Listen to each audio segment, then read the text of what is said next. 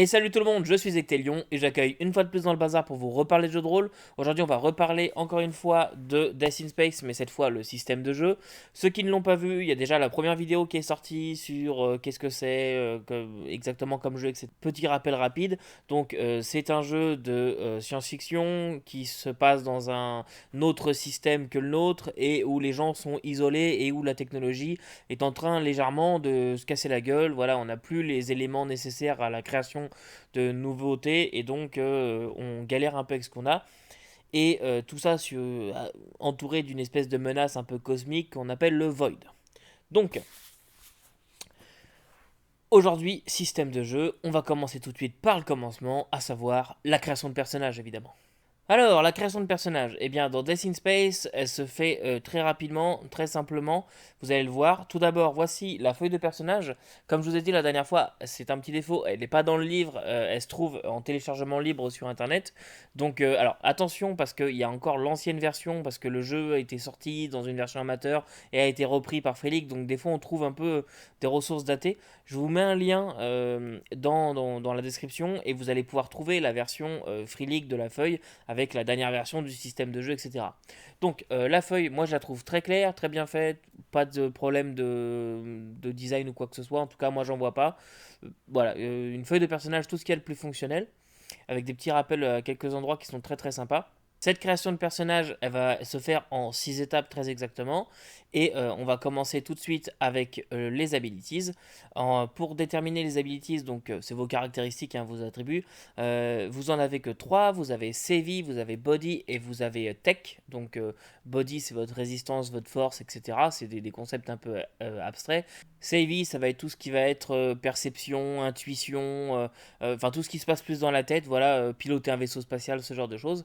Et puis vous allez aussi avoir tech qui est là vraiment les choses techniques, donc connaissance des machines, des choses comme ça. Donc vous allez déterminer ces 3 abilities. Pour ce faire, vous n'allez non pas jeter 3d6 ou quelque chose comme ça, vous allez jeter 2d4. Il y en a un qui va déterminer un score, donc pour chaque abilities, vous allez jeter 2d4, donc il y en a un qui va déterminer un point de départ, et le deuxième, vous allez le soustraire au premier. Donc, si par exemple mon premier fait 1, que mon deuxième fait 3, ça me donne un score de moins 2. Parce que 1, moins 3. Ok. Donc ça me fait un score de moins 2, donc je note moins 2. Donc ça nous donne des scores qui vont de plus 3 à moins 3. On ne peut pas faire autre chose que cette échelle. Donc ça se fait très rapidement, hein. Jeter 3 fois 2d4, ça va vite. Ensuite, vous allez pouvoir déterminer votre origine. Donc c'est un petit peu, mais pas vraiment, ce qui pourrait se rapprocher des races ou des cultures dans d'autres jeux. Donc par exemple, est-ce que tu es quelqu'un qui vit sur un astéroïde? Est-ce que tu es une machine? Des choses comme ça, donc une sorte de robot. Et vous allez avoir des bonus associés à ça, évidemment. Donc vous allez pouvoir les noter sur votre feuille. Une fois que vous avez choisi votre origine, vous allez passer à l'étape 3 qui va consister à donner un peu de viande autour de l'os à votre personnage, c'est-à-dire à lui donner un peu d'épaisseur. Vous allez déterminer aléatoirement où vous pouvez me choisir un background, un trait, un drive et un looks. Alors ça, je vais vous expliquer. Donc le background, c'est ce qu'il faisait avant d'être là où il en est aujourd'hui. Donc par exemple, je jette un des 20, ça va me donner Space Marshal, voilà. Ensuite, je vais choisir un trait où je vais le jeter. Donc je jette un des 20 et il va me donner cynique. Donc je suis un Space Marshal cynique. Et un drive, donc c'est une motivation. A person, j'ai fait un 2 person. Donc là, c'est un Marshal cynique qui est motivé par la recherche d'une personne. Ok. Ensuite, il ne me reste plus que le looks. Donc là, c'est des attributs physiques, des particularités ou des choses de votre personnage qui vont se voir. Donc par exemple, là, je fais 13. Je vais avoir un D6 impact de balles, donc des cicatrices de balles. Je vais avoir un D4 d'armes tranchantes et un D4 de fragments de métal dans la peau. Donc c'est mon Space Marshal qui a dû en baver. C'est peut-être pour ça qu'il est cynique d'ailleurs. Donc voilà. Le fait de déterminer tout ça, ça va donner un peu de corps à votre personnage, comme on dit par ici, de la viande autour de l'os. Et si jamais c'est votre truc d'écrire des backgrounds, vous allez pouvoir commencer à écrire un background avec ça. Pourquoi est-ce qu'il recherche cette personne, comment il est devenu Space Marshal, pourquoi est-ce qu'il a ses cicatrices, bref, vous pouvez les imaginer. Ou alors tout simplement, vous aimez pas trop écrire des backgrounds, ça va vous générer déjà un mini background que vous allez pouvoir improviser au fur et à mesure des choses dont on va vous poser des questions en partie. Et puis tout simplement, voilà, ça va vite si vous voulez recréer un personnage rapidement parce que le vôtre vient de mourir. Déjà avec ça va vite. Et ensuite, vous allez pouvoir passer à l'étape 4 qui va être votre allégeance passée. Donc, allégeance passée à l'époque de la guerre des gemmes. Donc, par exemple, mon allégeance, alors ça va pas forcément à une corporation ou une faction en place, ça peut être tout simplement votre famille. À l'époque de la guerre des gemmes, moi je suis resté avec ma famille, j'ai protégé ma famille et des choses comme ça. Donc là, on reprend notre exemple de Marshall. Peut-être que simplement j'étais Marshall. Un jour, la station s'est fait attaquer par des gens qui étaient là pour les gemmes. Ma famille s'est fait décimer et en les protégeant, j'ai récolté mes cicatrices. Donc voilà, par exemple, ça pourrait être quelque chose que vous pourriez faire. Ensuite, vous allez étape 5, là ça va être déterminer vos points de vie et votre résistance naturelle. Donc ça c'est très simple. Vous allez commencer avec un des 8 points de vie et vous allez commencer avec une armure naturelle de 12. Voilà, quand vous êtes tout nu, vous avez 12. Et ensuite, dernière étape, ça va être votre équipement. Donc là, vous avez un petit tableau, vous pouvez choisir un pack d'équipement de départ. En gros, voilà. Par exemple, là, sur un D6, donc je jette un D6, et puis j'ai un pack d'Explorer. Ok, ça me donne des rations d'urgence pour une semaine, une combinaison de sortie pour les faire des sorties dans l'espace, des lumières de militaires, et puis une tente pour les conditions climatiques extrêmes. Voilà, donc là, hop, comme ça, en choisissant un pack, ça vient de me définir déjà de l'équipement de base. On voit ça souvent dans les jeux. Et une petite particularité dans cette étape 6, c'est que si la somme de vos abilities se trouve être un nombre négatif, vous avez le droit à un objet bonus. Donc si par exemple vous avez Body qui est à 1, vous avez Savvy qui est à -2, et puis vous avez Tech qui est à -1. Vous allez donc faire 1, -2, -1. Eh bien ça va vous donner un nombre en négatif. Et là, vous allez pouvoir choisir un objet bonus. Donc là, par exemple, avec un D6 toujours, donc je jette un D6 et ça va me donner, par exemple, si je fais 4, un pistolet. Et si je fais 6, ça va me donner un ancien membre d'équipage qui me suit partout, donc un PNJ qui m'est associé. Donc voilà, ça vient compenser un peu vos faiblesses. Si vous êtes vraiment une merde au dé, vous allez avoir des caractéristiques pourries et donc le fait de mettre ça, ça vous donne un petit avantage sur les autres. Bon, c'est mineur, mais voilà, vous allez commencer avec un pistolet là où les autres commencent complètement désarmés. D'ailleurs, c'est marrant ça. Dans les packs de départ, il n'y a pas d'armes. En fait, dans les packs que je vous disais tout à l'heure, il n'y a pas d'armes. Il y a des lampes, des combinaisons, des choses un peu comme ça, mais il n'y a pas du tout d'armes dans les packs de départ. C'est un truc que j'ai trouvé marrant. Et ensuite, le dernier point, c'est votre objet personnel.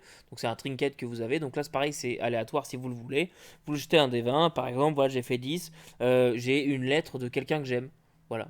Ça pourrait être, vous pouvez aussi les inventer vous, hein. Par exemple, ça je racontais avec la famille et tout. Eh bien, est-ce que sur moi je n'ai pas le dernier dessin qu'a fait mon fils ou ma fille le matin avant l'événement qui lui a coûté la vie. Voilà, on va bien dans le mélodramatique, mais voilà, peut-être que je le porte toujours sur moi et voilà. Et une fois que vous avez fait ces 6 étapes là, eh bien maintenant votre personnage est prêt à partir à l'action, mais vous pourriez être tenté, et si vous jouez un peu sur la durée, c'est quand même mieux, avec votre groupe de créer un hub. Vous allez pouvoir choisir entre une station ou un vaisseau spatial. Donc là, suivant le choix que vous faites, vous avez différentes choses à mettre, mais ça va assez rapide, hein. C'est par exemple les points de coque, le nombre d'emplacements, parce que aussi ils ont une capacité d'emport si vous préférez. Ils ont un inventaire quoi, qui est plus ou moins gros en fonction de ce que c'est.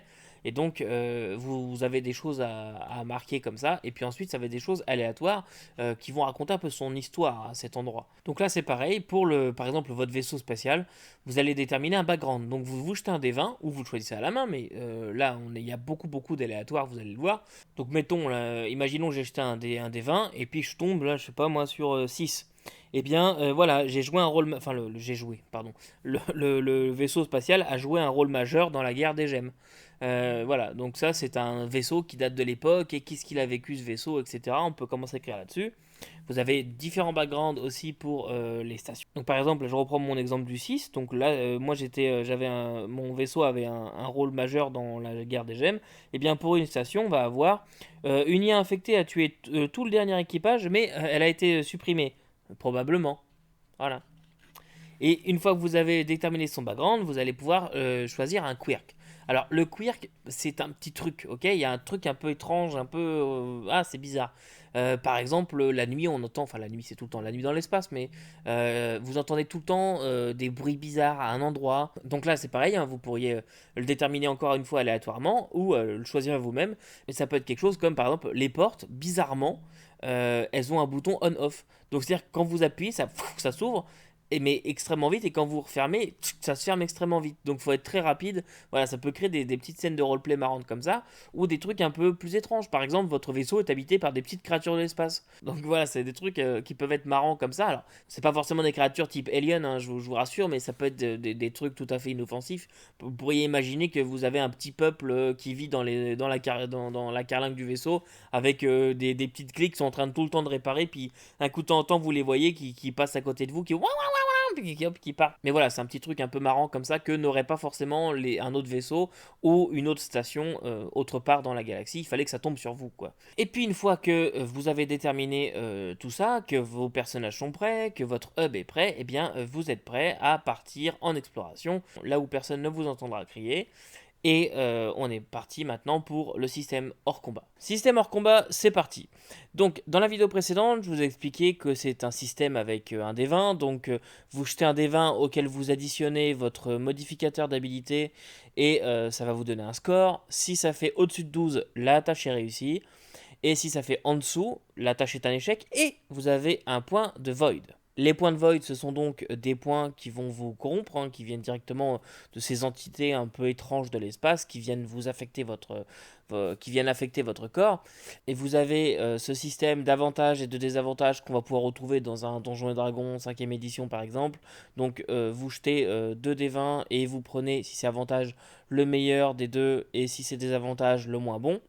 À savoir que les points de void peuvent être dépensés pour bénéficier d'un avantage par exemple. Donc là je décide, j'ai 3 points de void en ce moment, je décide de forcer l'ouverture d'une porte et je décide de ne pas prendre de risque, je dépense un de mes points de void pour gagner un avantage. Donc je tire la puissance du void si vous préférez. Je jette mon jet avec avantage. C'est réussi, parfait, ok, c'est réussi. C'est un échec. Et là, je vais jeter un D6. Et si ce D6 me montre un résultat inférieur ou égal à mon total actuel de points de void, donc là j'avais 3, j'ai dépensé 1, il me reste 2. Donc si mon D6 fait 1 ou 2, eh bien je vais devoir jeter un D20 sur la table des effets de corruption. Donc là, en gros, j'ai joué avec le Void et j'ai perdu. Donc je vais jeter un des 20, regarder sur la table des effets de corruption du Void. Donc là, par exemple, je sais pas, imaginons que j'ai fait 16, voilà, j'ai gagné une nouvelle rangée dedans. Super. Ou voilà, j'ai fait 6. J'ai un œil qui s'ouvre quelque part sur mon corps, donc pas forcément ici. Ça peut être un œil qui s'ouvre sur l'épaule. Ouais, j'ai un œil dégueu qui vient de s'ouvrir comme ça sur l'épaule. Voilà, c'est dégueulasse, donc c'est random place on your body. Donc après, libre à vous si vous voulez inventer des tables de localisation, de corruption, ça peut le faire aussi. Ça peut aussi être d'autres choses, hein. Par exemple 13, voilà, la peau d'une des parties de votre corps devient bioluminescent. Voilà, ça peut être des choses très très fun comme ça, voilà, qui sont, c'est pas forcément méchant, mais c'est pas hyper cool non plus. Voilà, si on essaie de passer discret dans le noir, c'est pas génial, quoi. Voilà. Mais ça peut être des choses comme ça. Là, je vous ai cité des cas, bon, une nouvelle rangée dedans, la peau qui devient bioluminescent, c'est encore gentillet. Mais on peut rentrer dans des choses un peu plus vicieuses et un peu plus étranges. Par exemple, si vous faites 12, quand vous essayez de dormir, quand vous essayez de dormir, vous voyez à travers les yeux de quelqu'un d'autre.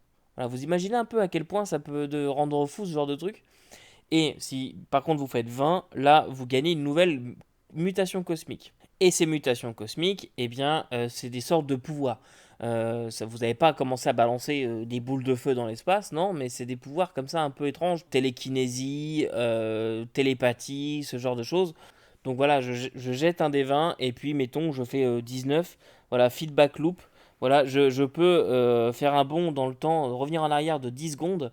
Par contre, je perds un souvenir au choix du joueur. Donc là, c'est moi en tant que joueur qui vais choisir le souvenir que mon personnage va oublier.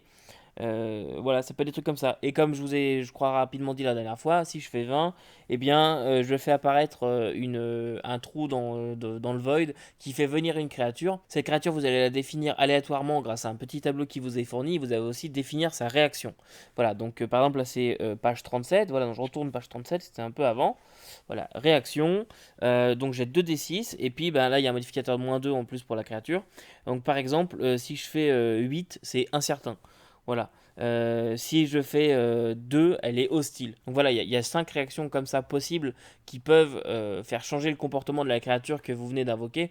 Donc ça, c'est un pouvoir. Enfin, si vous faites 20, je trouve que c'est une des mutations, une des pires mutations, parce que vous savez vraiment jamais à quel moment ça va vous être utile. Parce que vous avez des trucs comme courir plus longtemps, voilà, garder son souffle et tout. Donc ça vous permet de vous déplacer du double de votre mouvement maximum, ce genre de choses. Donc ça, bah, c'est des choses qui sont bénéfiques pour vous quand vous activez une mutation, parce que c'est à votre choix en plus. Vous dépensez des points de void pour déclencher une mutation. Et donc, quand vous déclenchez une mutation, bah, c'est pour en tirer avantage. Mais quand vous invoquez une créature random comme ça, et elle est hostile à vous, bah, ça peut vite foutre la merde, voilà. Alors oui, peut-être se débarrasser des adversaires qui sont devant vous, mais si après c'est pour vous en prendre à vous, et puis comme c'est aléatoire, vous pouvez pas être sûr que vous allez être en capacité de la défaire facilement. Donc voilà, si c'est pour tomber de Caribansi là, c'est peut-être un peu chiant. Donc voilà, vous avez ce genre de pouvoir de corruption, de void. Donc c'est comme ça qu'on joue avec le système de void, hein. Donc je répète, quand vous faites un échec pour un test quelconque, donc en dessous de 12, vous gagnez des points de void. Ces points de void, pouvez les utiliser pour déclencher une mutation cosmique ou pour gagner un avantage sur un jet. Attention, si ce jet réalisé avec avantage est un échec, dans ce cas, vous allez gagner un effet de corruption. Donc, c'est ce qu'on a vu avec un œil qui s'ouvre sur le bras, la peau qui devient bioluminescente, ce genre de choses. Ou encore gagner une nouvelle mutation. Et donc, c'est ces mutations qui vont être vos pouvoirs magiques du jeu. Et vous allez donc pouvoir les déclencher en puisant encore une fois dans vos points de void. Donc il y a toujours un peu cette limite comme ça de jouer avec le void. Est-ce que j'en tire vraiment toute la substantifique moelle jusqu'à être complètement corrompu dégueulasse, ou est-ce que j'essaie de me restreindre et de ne pas puiser dedans, voilà, alors que ça pourrait me donner littéralement un avantage. Voilà, donc ça c'est au choix du personnage, c'est un petit dilemme comme ça que j'aime bien. Et puis ensuite, un point sur l'inventaire aussi. Je ne vais pas revenir page par page. Il n'y a pas vraiment d'autres petits systèmes comme ça. Il y a comment sortir dans l'espace, voilà, l'asphyxie, ce genre de trucs qu'on retrouve régulièrement. Mais je ne vais pas revenir sur tout ça, sinon je vais vous lire le bouquin, ça ira plus vite. Mais, euh, mais un point quand même sur l'équipement que je trouvais intéressant. Votre personnage peut porter, donc un système d'encombrement, peut porter 12 plus body slot. Ce qui veut dire que, mettons que vous avez 3 en body, eh bien, il peut porter 15 objets. 12 plus 3, 15. Super. Et ces slots, qu'est-ce que c'est? Eh ben, chaque item va prendre un ou plusieurs slots de votre personnage. Une fois que vous êtes chargé au maximum, vous avez des avantages sur tous vos jets. Voilà, c'est aussi simple que ça. Et puis donc, concernant aussi l'équipement, comme je vous ai dit la dernière fois, on est dans un jeu où tout s'abîme. Votre vaisseau, on y revient juste après sur le vaisseau, votre combinaison spatiale, votre lampe torche, tout est en train de partir en déliquescence. Donc quand vous utilisez par exemple un outil informatique, vous allez donc devoir lancer un D6. Si le D6 fait 1, eh bien vous allez perdre 1 en résistance. Votre objet, ça dépend des types d'objets, mais par exemple une lampe torche va avoir jusqu'à 5 points de vie en fait de résistance. Si vous perdez un point, vous êtes à 4, et quand vous arrivez à 0, elle est cassée. Donc elle est cassée, il nous faut des pièces de réparation. Et là, bah, il faut aller chercher des pièces, négocier, machin. On peut ensuite, il y a un petit système pour réparer. Alors c'est pas des jets ou des choses comme ça, mais en gros c'est voilà combien ça coûte de faire réparer un objet, quel type d'objet, le nombre d'heures que ça prend. Voilà, c'est très léger, ça se fait très bien. Ils vous disent combien ça vous coûte en holo et combien de temps ça prend. Et pour réparer vos objets, d'ailleurs, il n'y a même pas besoin de compétences particulières, ça prend juste du temps. Voilà, ça vous prend plus de temps que si vous allez le faire réparer par quelqu'un de compétent dans cette tâche-là, mais vous allez pouvoir le faire vous-même, donc ça c'est quand même un truc assez sympa, du moment que vous avez évidemment les pièces de réparation. Et je reviendrai là en conclusion sur ce système-là. Mais donc après le vaisseau. Et là, le vaisseau, c'est quelque chose que je trouve très sympa aussi. Le vaisseau, il a plusieurs fonctionnalités, par exemple voyager, mais il s'abîme aussi. Et donc votre vaisseau, évidemment, il a besoin de carburant et il a des pièces. Donc le carburant, bah, c'est simple, quand vous allez l'utiliser, si vous faites ce qu'on appelle des manœuvres risquées, eh bien si vous échouez votre jet, ça va vous coûter un emplacement de fuel de votre vaisseau. Donc voilà, échouer, ça crée encore du stress dans la situation parce que vous faites des manœuvres risquées pour échapper par exemple à des pirates qui vous poursuivraient. Eh bien oui, d'accord, tu vas échapper aux pirates, mais tu vas potentiellement gâcher du carburant qu'on a en quantité limitée. Donc voilà, il faut faire attention. Et puis pareil, se poser sur une planète, vous pouvez le faire, vous pouvez vous poser, vous pouvez décoller aussi, mais décoller, ça vous coûte du fuel. Ça va donc vous coûter un fuel si c'est faible gravité, 2 si c'est moyen, et 3 si c'est une gravité forte. Donc voilà, il y a une gestion comme ça du fuel à faire attention, et faut y penser, mais l'équipage est responsable du bâtiment.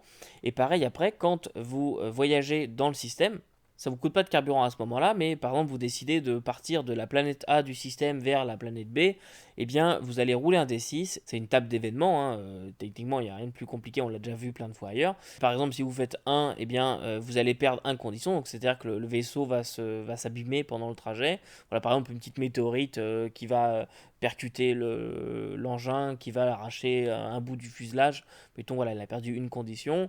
Si vous faites de 2 à 4, eh bien là il va se passer une rencontre, donc par exemple les pirates de l'espace. Donc là pareil, vous allez rerouler sur une autre table de rencontre pour savoir ce que vous rencontrez dans l'espace. Et par contre si vous faites 5 ou 6, et ben là il se passe rien, donc à ce moment-là tout va bien.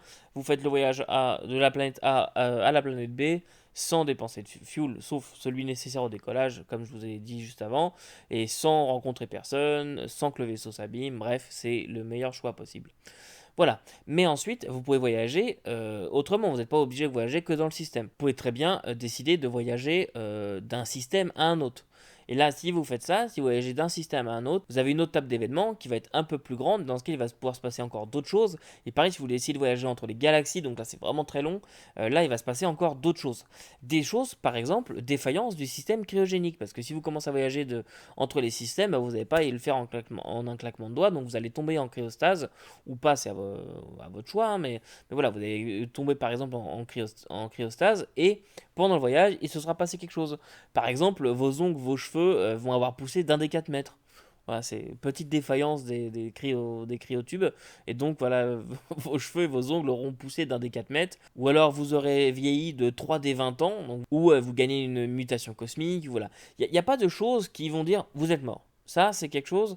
Vous avez vu depuis le début, je vous ai pas dit là, t'as été corrompu, boum, t'es mort. Il n'y a pas de résultat, vous êtes mort.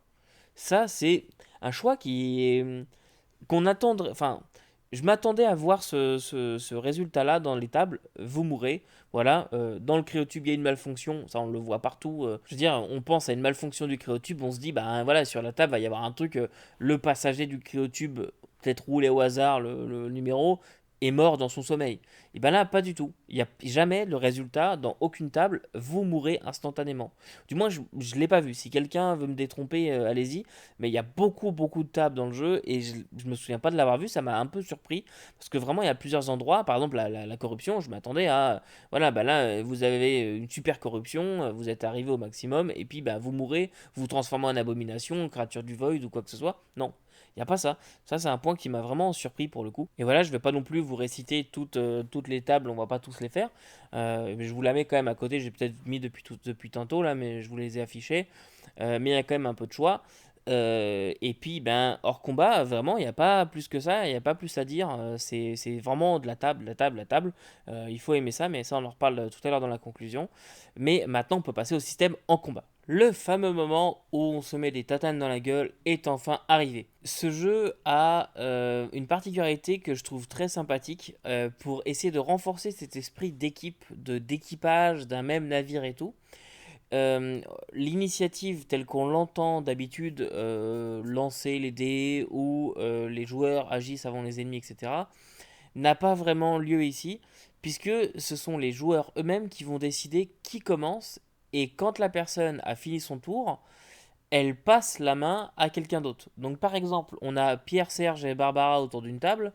Barbara commence et une fois qu'elle a fait ce qu'elle avait à faire, va dire bah maintenant c'est à Pierre. Et puis une fois que Pierre il a fini, il va dire bah maintenant c'est, j'ai oublié son nom, mais Bob, pour essayer de se coordonner. En fait, c'est ça le but, c'est de se coordonner, pas se dire merde, si j'avais joué avant, j'aurais pu utiliser tel pouvoir qui aurait permis à Serge de pouvoir déclencher telle affaire. Ils vont discuter entre eux, puis simplement se coordonner comme ça en disant bah maintenant c'est à toi, puis maintenant c'est à toi. Évidemment, ils peuvent aussi décider que maintenant c'est au tour de l'ennemi qui est là. Puis si jamais ils ont déjà tous agi, bah après c'est le MJ qui prend la main et qui fait agir ses adversaires. Mais voilà, c'est complètement au choix des joueurs à la base. À chaque action, ils peuvent faire une attaque et un mouvement jusqu'à 15 mètres. Ça, c'est standard pour tout le monde.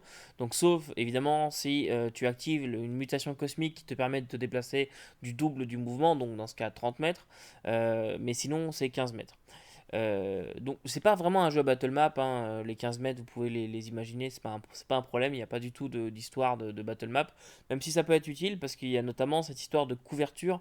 Donc voilà, si par exemple je me mets derrière quelque chose pour avoir une couverture, eh bien l'ennemi fera son jet avec des avantages et ce genre de choses.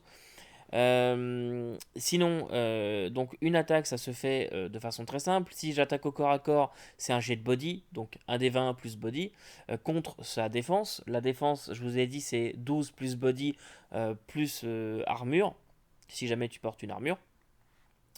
Et puis voilà, donc ça c'est si tu es au corps à corps. Et puis si jamais tu es à distance, et ben c'est un jet de tech, donc un des 20 plus tech contre défense. Et puis, ben, si tu dépasses, bah, tu fais tes dégâts. Donc, chaque arme a ses dégâts. Et puis, bah, si tu touches, tu fais tes dégâts de ton arme. Et puis voilà, jusqu'à ce que mort s'en suive. Mais à savoir qu'il y a quand même des touches sympathiques, notamment le moral qui est pris en compte. Donc, par exemple, là, il reste deux adversaires. Il y en a cinq de leurs potes qui viennent de faire mourir de façon horrible devant eux. Eh bien, on peut jeter un dé de morale. Donc, on jette 2d6. Si ça fait au-dessus de leur score actuel de morale, donc par exemple, ils ont un score de 9, mettons, et puis que j'ai fait 12 avec mes 2d6, eh bien, dans ce cas-là, les ennemis vont essayer de s'enfuir. Voilà, ou cet ennemi en particulier va essayer de s'enfuir, ou de se rendre, ou peu importe, bref, il a perdu le moral. Vous savez, c'est l'effet Total War. Voilà, vos hommes fuient le champ de bataille. Et ben, c'est ce truc-là. Et puis, à part le moral, eh bien, vous avez aussi les jets critiques, hein, comme on peut le voir ailleurs. Donc, si vous faites 20 sur votre D20, vous avez une réussite critique. La réussite critique, qu'est-ce que ça fait? C'est simplement que vous ajoutez un autre dé de dégâts. Donc, si votre arme fait, je sais pas moi, un D6 de dégâts, eh bien là maintenant, elle fera 2 D6. Et deux petits points que je trouve intéressants. Vous avez l'attaque risquée. En fait, vous allez attaquer en puissance, mais vous allez créer une ouverture pour votre adversaire. Alors, vous faites votre attaque normalement. Si jamais elle réussit, vous infligez comme si vous avez fait une réussite critique, donc deux fois vos dommages. Par contre, si jamais vous échouez, votre ennemi a une attaque gratuite contre vous juste après. Voilà, donc ça c'est une attaque risquée quoi. C'est un point que j'ai trouvé très sympa. Et puis l'autre petite particularité, c'est évidemment les conditions. Comme je vous ai dit, il y a tout qui s'abîme, tout qui part à volo là-dedans. Donc quand vous tirez avec votre fusil, je sais pas quoi, il va s'abîmer aussi. Peut-être qu'il est déjà réparé de briques et de broc. Mais pour simplifier la chose, pour fluidifier surtout la chose, vous n'allez pas jeter les conditions. Donc vous savez, un des 6 si je fais un, il perd une condition et tout ça à chaque tir. Non, parce que sinon ce serait un peu chiant. Vous allez utiliser votre arme pendant tout le combat.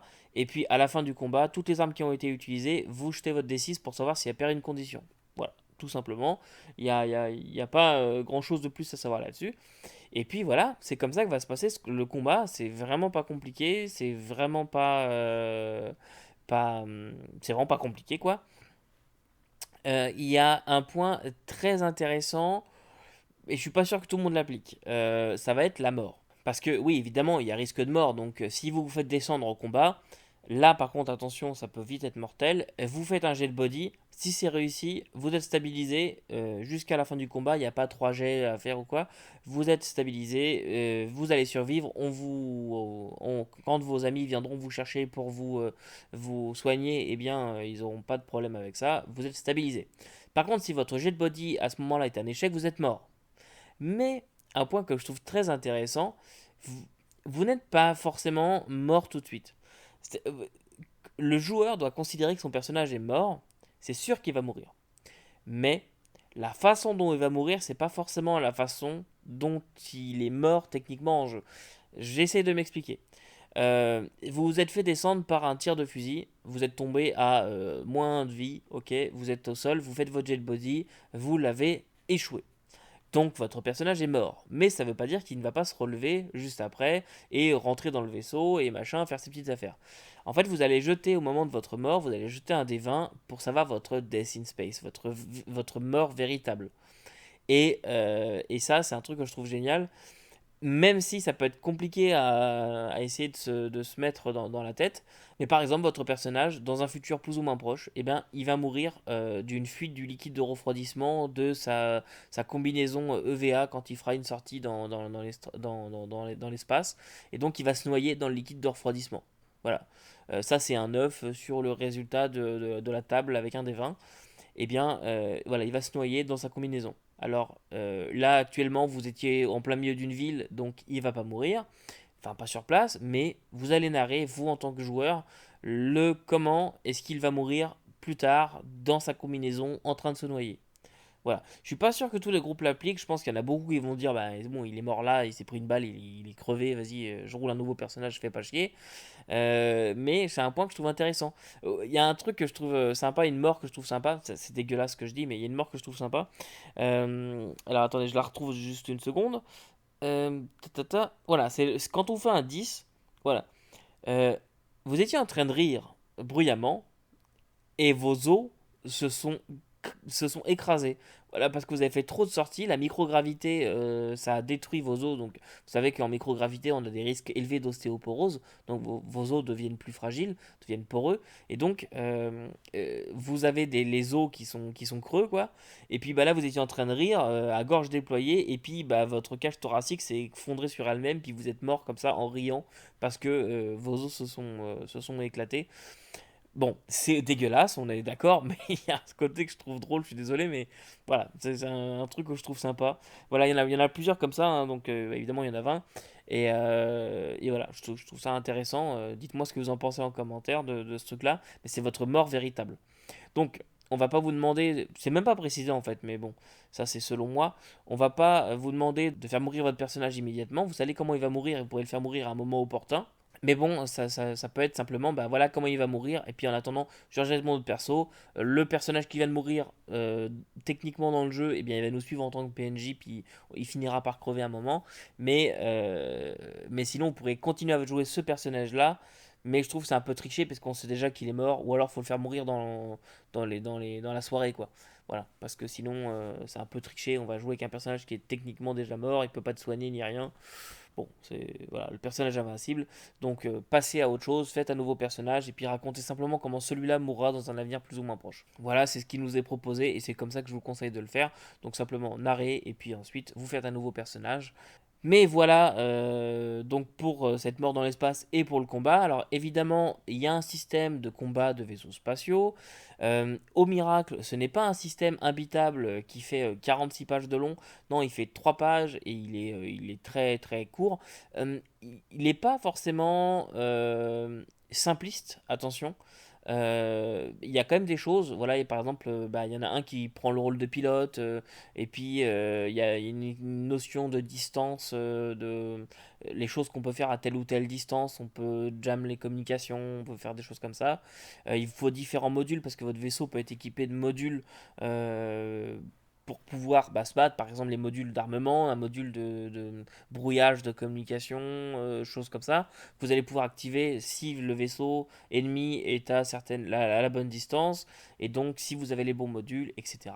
Et chaque activation nécessite un jet de tech ou voilà, jet différent.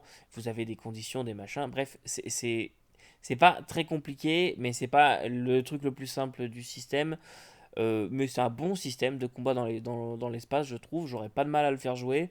C'est pas très lourd, donc ça c'est important pour moi. Et puis voilà, encore une fois, vous avez une table de catastrophe de vaisseau, hein. Je peux la prendre là si vous voulez. Je vous donne un exemple. Ouais, si vous voulez, comme si je vous demande votre avis. Je suis comme un con en train de tourner une vidéo, je vous demande votre avis, moi. Donc, je peux toujours attendre la réponse, hein.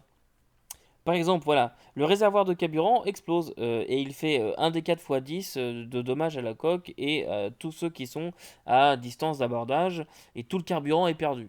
Bon, voilà, ça c'est un désastre sur le vaisseau spatial. Donc voilà, suivant le type d'effet que vous avez fait, le type de machin, vous allez déclencher des désastres et il peut se déclencher ce genre de choses.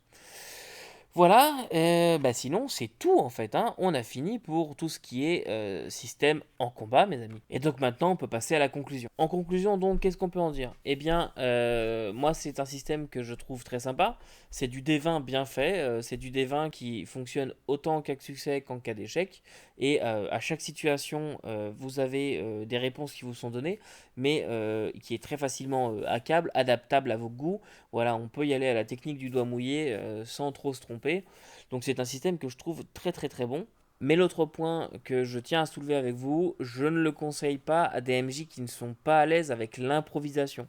C'est un jeu que je trouve assez demandant en termes d'improvisation, notamment du fait des tables. Il faut être assez à l'aise ou ne pas en avoir peur. Il n'y a pas besoin d'en avoir peur. Ne pas avoir peur des tables. Parce qu'il y a beaucoup de tables. Vous avez des tables de la page 94 à 128, donc 94 à 128, qui est remplie de tables. Alors, il y a les créatures dedans, mais vous avez tout ce qui, je vous ai dit jusque-là, donc toutes les tables pour générer un PNJ, etc. Suivant votre scénario, comment il se déroule, par exemple, vous vouliez voyager de la planète A à la planète B, mais il vous restait un de conditions, et puis vous avez commencé votre voyage, votre vaisseau a perdu sa condition, vous êtes en panne, qu'est-ce qu'on fait, machin, bah là, votre scénario de ils vont arriver sur la planète B, puis pour aller sauver la princesse Peach dans son château, non, ça va pas marcher. Donc il faut que vous improvisiez là-dessus, maître du jeu, hein, il faut vous improvisiez là-dessus. Joueurs, soyez proactifs aussi. Soyez moteur d'idées. Parce que votre MJ, quand il est là au milieu de l'espace, avec un vaisseau en panne, bah, peut-être pas forcément savoir tout de suite qu'est-ce qui pourrait bien, comment vous allez pouvoir vous dépêtrer. Donc, joueurs, soyez aussi moteur d'idées. C'est un peu votre rôle aussi à la base. Mais voilà, surtout les MJ, n'ayez pas peur. Mais si vous êtes vraiment pas à l'aise avec l'impro, pas forcément pur et dur, mais parce que les tables sont là pour vous aider. Mais si vous êtes vraiment pas à l'aise avec l'impro, ça risque d'être un problème, ça risque de donner des parties un peu molles. Voilà, moi je sais que j'adore, mais c'est un exercice qu'il faut faire, quoi. Voilà. Et donc voilà, ça a beaucoup de tables. Et pareil au niveau des rencontres. Imaginez un petit peu, vous partez de la planète A toujours pour aller vers la planète B. Finalement, vous lancez un jet sur la table des rencontres, vous tombez contre des pirates de l'espace. Ils gagnent le combat, ils vous explosent vos réservoirs de carburant, vous êtes encore une fois comme des cons. Bon, bah voilà, qu'est-ce qu'on fait à ce moment-là mais même, il faut être préparé un peu à tout sans être préparé à rien. C'est ça le concept de l'impro, ce que j'aime bien dire. Soyez préparé à tout tout en étant préparé à rien. Il faut que personne s'en rende compte. Mais ayez toujours à apporter, voilà, tiens, les stats des pirates de l'espace se trouvent là, les machins se trouvent là. Ayez ça en tête et puis ça va bien se passer. Et puis, je voulais revenir avec vous aussi sur le hub. C'est un point que je trouve génial. Ce truc de background et de quirks, donc ce petit truc en plus, je trouve ça génial. Le nombre de scénarios, voire même de campagnes qui me sont venus en tête avec ces histoires de background du lieu et des choses spéciales qu'il pourrait avoir. Par exemple, on entend des voix bizarres dans les couloirs. Pourquoi? Et là, hop, tac, t'imagines, où le vaisseau a été prisonnier des glaces pendant des dizaines d'années, personne ne sait pourquoi. Et puis voilà, un jour il y a une équipe qui l'a extrait. Peut-être que c'était vous, peut-être que c'était les occupants d'avant. Pourquoi est-ce qu'il était resté prisonnier dans les glaces? Voilà, ça cause beaucoup de pourquoi. Et donc moi j'aime bien faire mes scénarios là-dessus sur des pourquoi comme ça qui me sont donnés. Voilà, mais par exemple ce vaisseau-là, il a réapparu comme ça près d'une station après avoir disparu pendant 25 ans. À bord, on a retrouvé tous les corps de l'ancien équipage à moitié momifiés. Mais pourtant, ils étaient disparus que pendant 25 ans. Pourquoi momifier? Où est-ce qu'il était? Pourquoi est-ce qu'on l'a pas retrouvé avant? Bref, comme ça, moteur. C'est d'ailleurs un point au niveau du hub. Le Quirks, je sais pas si je le ferais tirer par les joueurs. Je sais pas. Il y a un côté un peu suspension d'incrédulité que je trouverais un peu intéressant. Que ce soit le MJ qui tire. Donc les joueurs pourraient tirer son background et le MJ le Quirks. que vous découvriez comme ça, qu'il y a des trucs, par exemple, des petites créatures bizarres qui jouent dans votre vaisseau, qui vivent là-dedans. Ben voilà, ça peut aussi être un scénario, découvrir ça. Vous entendez des bruits bizarres la nuit, ça gratte, machin. Finalement, vous découvrez qu'il y a des petites créatures. Comment est-ce que les joueurs vont réagir? Est-ce qu'ils vont réagir comme dans Alien, où ils vont essayer de tuer la créature ou pas? Voilà, moi, c'est quelque chose que je trouve intéressant. Donc, à voir. Je sais pas si je le ferais tirer par les joueurs, sincèrement. Dans les deux cas, ça peut être sympa. Et puis voilà. Et voilà ce que j'avais à vous dire donc sur Death in Space au niveau du système. J'espère encore une fois que j'ai réussi à être clair. Il est un peu tard, je suis un tout petit peu fatigué. Il est à peu près minuit et demi là, donc je commence un peu à ralentir. Mais voilà, j'espère que ça a été bien, que ça a été clair. N'hésitez surtout pas à me faire des retours. Et dites-moi vraiment si vous voulez en voir sur la chaîne. J'aimerais beaucoup en faire des parties de Death in Space. Donc voilà, dites-moi tout ça, j'attends vos retours. Et puis en attendant de nous retrouver la prochaine fois, n'oubliez pas que vous ne pourrez pas tout lire et tout faire jouer, mais vous pouvez toujours essayer. Salut!